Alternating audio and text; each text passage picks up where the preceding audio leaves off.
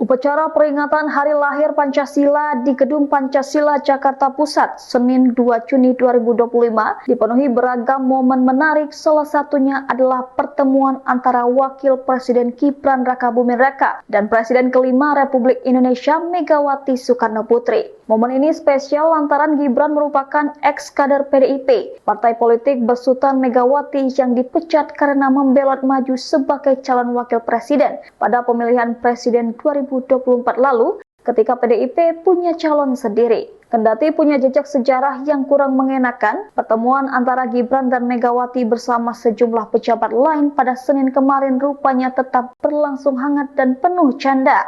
Ketua MPR Ahmad Muzani usai upacara menuturkan pertemuan itu berlangsung di ruang tunggu atau holding room sebelum upacara berlangsung.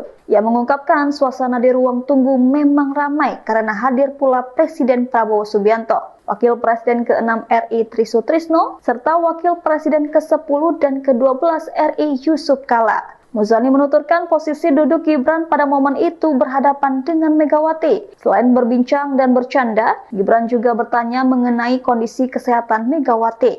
Lantas apakah itu pertanda Megawati sudah baikan dengan keluarga besar Gibran, khususnya Presiden ke-7 Joko Widodo? Download Tribun X sekarang, menghadirkan lokal menjadi Indonesia.